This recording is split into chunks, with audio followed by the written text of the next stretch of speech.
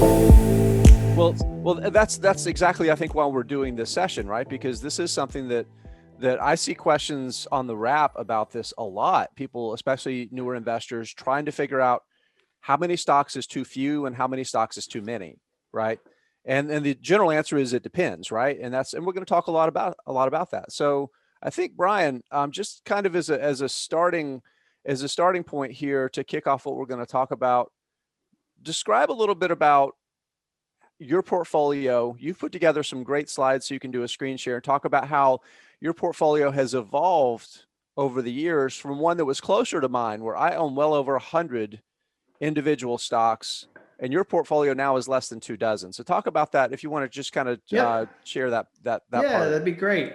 Over time, being a full member and actually being a full one member since 2014, I've had access to tons of great recommendations. And over the years, the number of stocks I've owned has approached 100. And in the 2016, 2017 timeframe, I kind of, I don't know if it was conjecture or just looking at my portfolio and having been doing it for about a decade or so by then, thought that there was a better way for me. And so I kind of wanted to share what I've done over the last few years, and how that's materialized. So this was my portfolio in 2017. My largest stock holding was Amazon, up a little bit more than 15. So this is total percent of the stock portfolio. Mercado Libre was in the high single digits, and Starbucks was right around 5%, and all the rest of them were smaller. And over time, sometimes I had to like scratch my head and go, "Do I own that or not?" You And said I this was owned. this was 2017. You said, right? Yeah, So this was three years ago. 2017, and let me click on that. There we go. There was a total of 82 stocks there, and you might not be able to see the tickers, but that's not really important.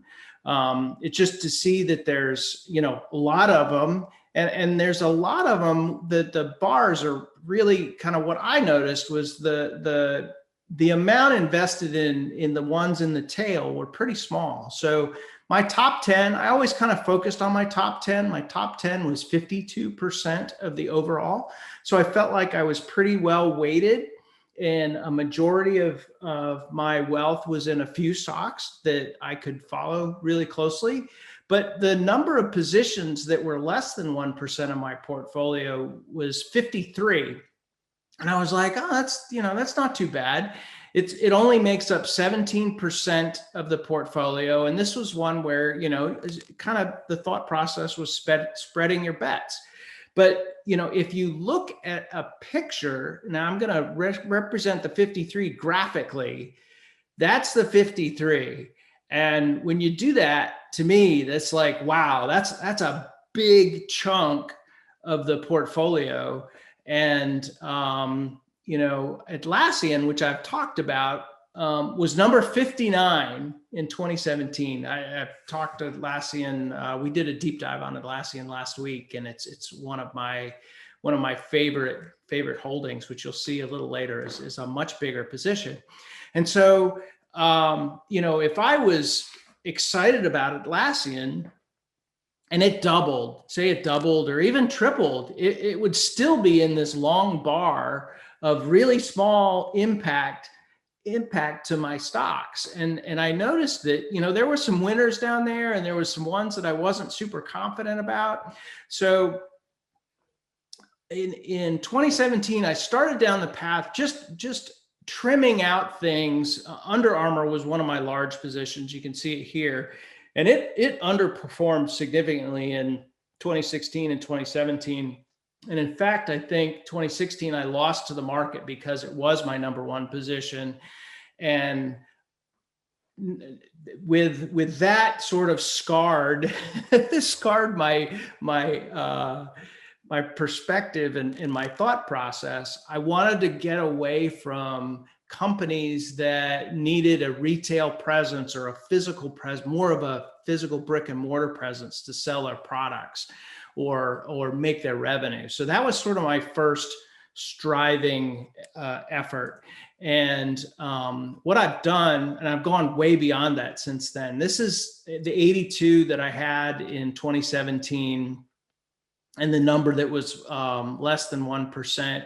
And over the past 1 to 3 years, I've trimmed it down slowly over time and moved that money up.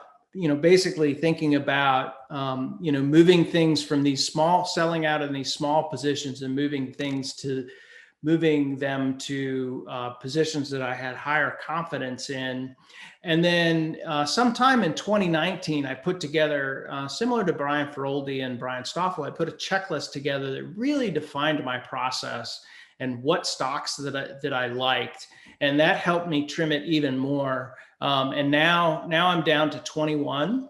I'm happy to add things, but every time I look at adding something, I look at what stocks that I have and decide whether, is this better than one of the ones that I have that I already own? Brian, I have a quick question here in regards to that, because I think this is an important part of how people structure their portfolios.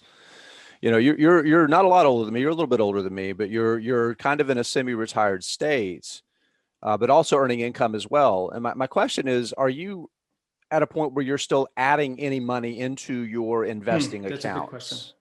Yeah, no. So when I left corporate, I'm 53 today. We'll be 54 a little later this year, and we were at the position where the job that my wife and I have cover about 2/3 of our expenses over the course of the year.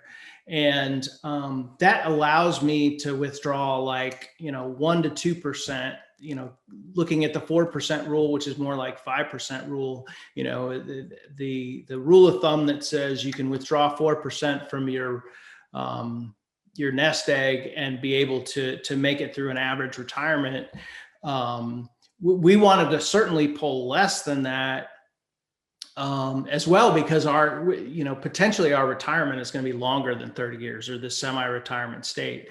So I don't have any new money coming in, and as I've gone down, it's been the decisions to sell and which ones to keep have been harder and harder and harder, which is a good thing. It means that I'm left with companies that I feel really strongly about and have a tremendous amount of conviction and know very well. Back in 2017 and 2018, if I needed to raise money to add to a new position or sell something, it was a pretty easy decision because I was still trimming my portfolio quite a bit. So great question. And I think it really depends on what stage of your life you're in as well. And, when I was working, I didn't have time to dedicate to the stocks, as much as I do today. And, maybe having more stocks at that point in my life it's what I did. It's what felt right to me. And this is just a comparison. You saw some of these earlier numbers. The value of the 1%ers have gone down considerably. The average, now this is something, as you get less stocks, the average position size gets much larger. This is 4 times as large as the positions that I had in 2017. And that's something that I've had to get comfortable with. And I am, because these, I feel like, are my 21 best ideas right now. And the largest holding, interestingly enough, is about the same. It hasn't changed considerably in the size. And then this is my portfolio today. This is stocks as of yesterday, and you can see Atlassian, which, remember, was a 0.2 position before, now is more like a 5% position, and has much more. If it doubles from here, we're in, that's driving considerable impact to my overall portfolio.